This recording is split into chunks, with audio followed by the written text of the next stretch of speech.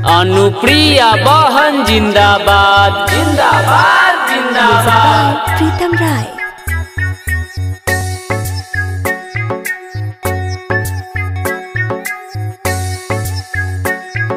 सबका विश्वास है अनुप्रिया बहन साथ है।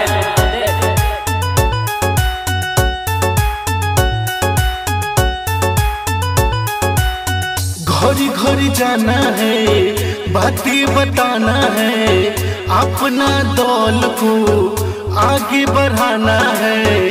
अनुप्रिया बहन को सीएम बनाना है।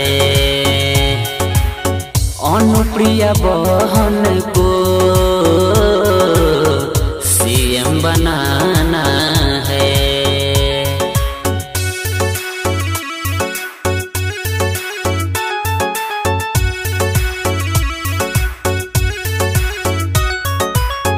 जाति पाति है ना सबका है साथ जी, मजदूर गरीब मिलकर करे विश्वास जी।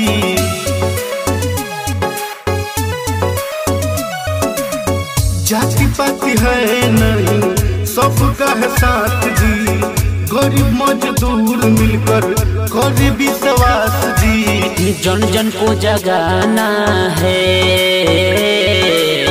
सीएम बनाना है। अनुप्रिया बहन को सीएम बनाना है। अनुप्रिया बहन जिंदाबाद जिंदाबाद जिंदाबाद। प्रीतम राय।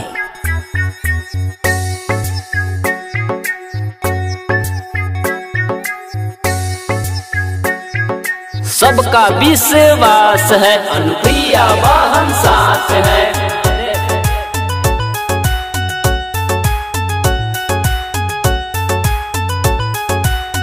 अपना दौल है, गरीबों का बौल है, नौजवान किसानों का यही विकल्प है।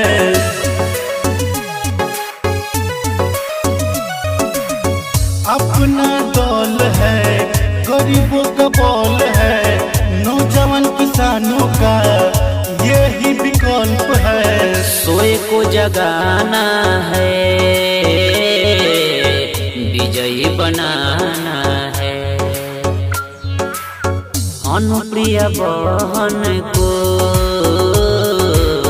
सीएम बनाना है।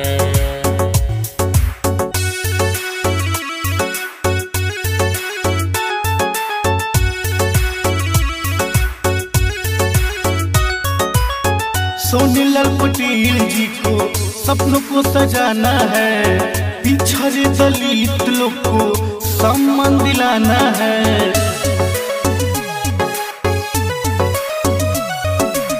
सोनीलाल पटेल जी को सपनों को सजाना है, पिछड़े दलित लोग को सम्मान दिलाना है। सबको समझाना है,